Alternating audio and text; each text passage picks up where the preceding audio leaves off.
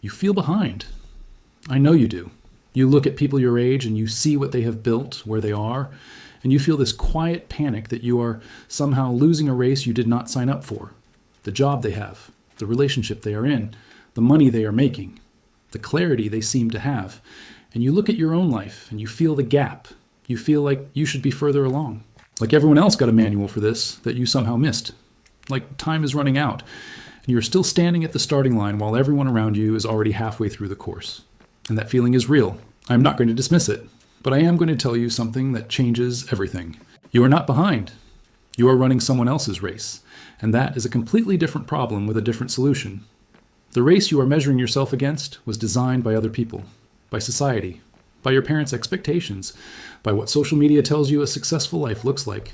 Get the degree, the job, the relationship by this age. Own a home by this age. Have it figured out. And somewhere, you absorb those timelines as your own, without ever asking whether the destination at the end of that race is actually where you want to go. You just started running because everyone around you was running, and falling behind felt like failure. But here's the question nobody asks until it is too late. What if the race you are running is not yours? What if the finish line everyone is sprinting toward is not actually what you want when you get there? What if the feeling of being behind is not a sign that you are slow, but a sign you're on the wrong track? Think about the people you know who seem most at peace. Not the most successful conventionally, the most content, the ones who have something settled about them, who do not seem to be racing anyone, who move with purpose. They made a decision to stop running someone else's race and start walking their own path, even if their path looked slower, even if it looked stranger, even if the people around them did not understand.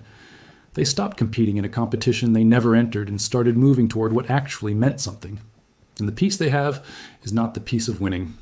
It is the peace of finally moving in your own direction. Here is what comparison actually is.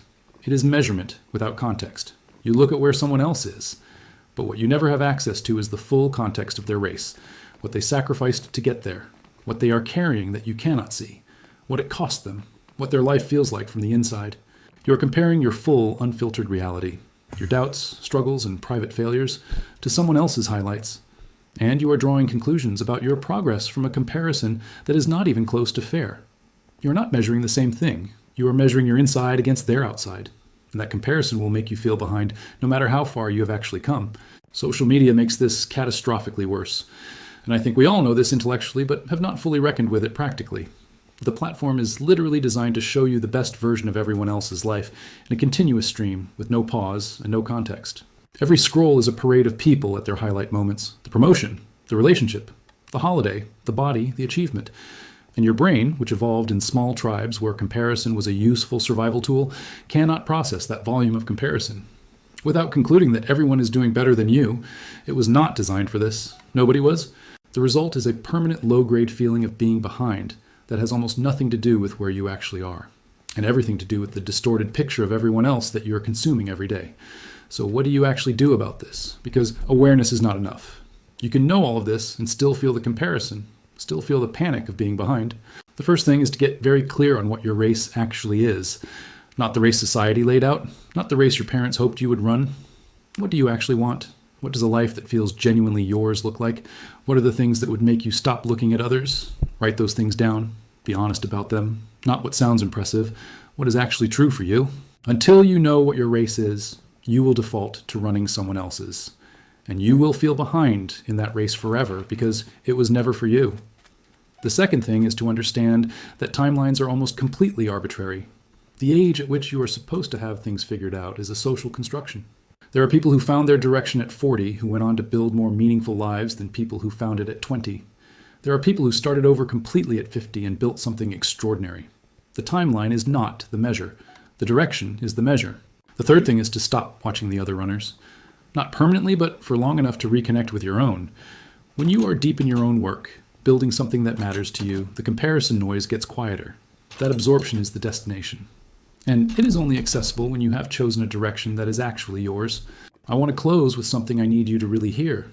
The feeling of being behind that you have been carrying is not evidence of failure. It is evidence of running in the wrong direction. And running in the wrong direction faster is not the answer. Stopping, turning, finding your actual direction, and then moving toward it at whatever pace is honest for you. That is the answer. Not catching up with people who are running towards something you do not even want.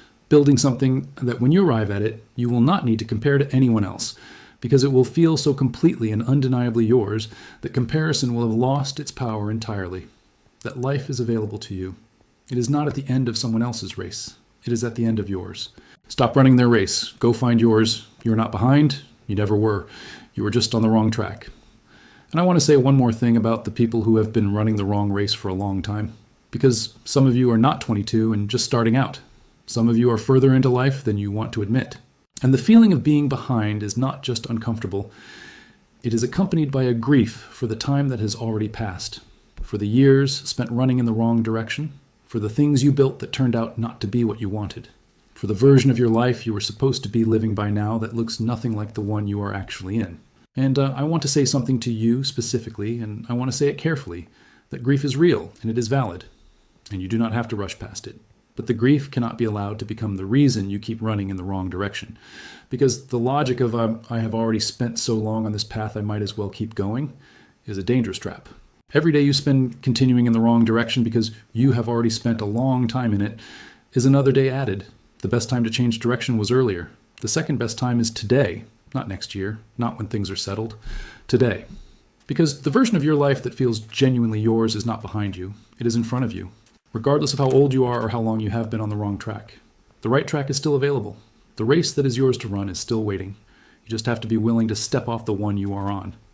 And that willingness, the courage to admit that the direction was wrong and to turn anyway, is not weakness. It is one of the bravest things a person can do. Do it. Find your track, run your race. That is the whole answer. One final thing. Because I think the most honest thing I can leave you with is not a strategy, but a permission. Permission to be exactly where you are right now without calling it failure. Permission to not have it figured out. Permission to want something different from what everyone expected of you. Permission to define success in a way that makes sense. That permission is not something I can give you and have it mean anything. You have to give it to yourself. You have to decide that your timeline is valid, that your path is legitimate, that the fact that you are not where someone else is at your age means absolutely nothing about your worth or potential. Because comparison will always make you feel behind in someone else's race. But in your own race, you're exactly where you need to be. Every experience you have had, including the wrong turns and the detours, has made you the specific person you are. Nothing was wasted. You're not behind.